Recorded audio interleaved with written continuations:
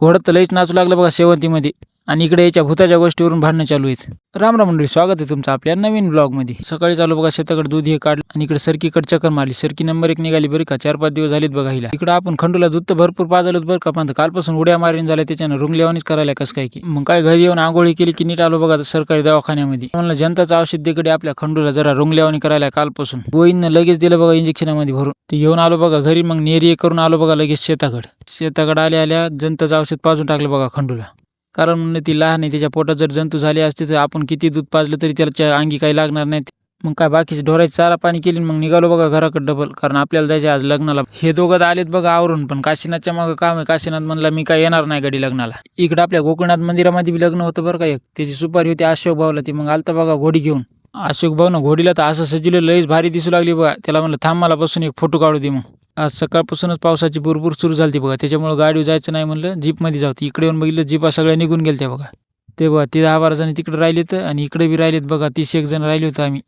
मग काय लग्न जवळच होतं बघा टाकळी कुंभकर्ण. मग तिथूनच बोलून घेतल्या 2 गाड्या फोन केलता. आता जीप वापस यायला तर टाइम लागणार होता. मग इकडे याची चर्चा चालू होती बघा भूत असते का नाही त्याच्यावरून.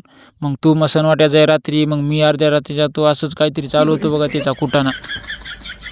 एक जीप आली की मग आम्ही पटकन बसलोत बघा. गडबडीमध्ये आम्ही 16 जणच बसलोत बघा. ड्रायव्हर म्हणू लागला एवढी जमत नाही तिला. म्हणलं जाऊ दे आता एखादा ॲडजस्ट होते. आलोत बघा मग तसंच दाटणी वाटणी कसं तरी. लग्नाला उशीर होऊ लागला आधीच आणि त्याच्यात पुन्हा पाऊस आणि चिखल होता, त्याच्यामुळे कोणी नाचच नाही गेला बघा. मग घोड्यानंच केली बघा सुरुवात नाचायला या शेवंतीच्या. लईच भारी नाचू लागलं बघा. लग्न म्हणलं की घंटा अर्धा घंटा उशीर होतच असते बघा. 12:30चा 1:30 वाजले बघा लग्नाला. हे आहेत बघा आमचे श्यामभैया नवरदेवाचे मोठे भाऊ. थांबा तुम्हाला सांगतो लग्न कोणाचं होतं तर. आधी जेवण हे करू द्या, मग फोटो काढायला जातो आम्ही तिकडे. आज लग्न होतं बघा आमच्या सुदर्शन सरचं. नंबर 1 झालं बरं का लग्न. सगळं मस्त लगे जेवण खावणं नंबर 1 झाली. हे बघा आमचे मित्र गोविंद सामाले पाटील. हे म्हणले थांबा की थोडं लगेच निघाली पण तुम्ही. ह्याला म्हणलं मायामागं काम असतात, ह्याला राहू द्या आमच्या गजूबाबाला, ह्याच्यामागं काही काम नसते. मग आपल्या भाऊला दिल्या बघा शुभेच्छा पुढील जीवनासाठी. आणि आम्ही निघालो बघा गावाकडं. कल्याण बसला होता मागं लेकरायला गप्पा मारीत बघा जीपमध्ये.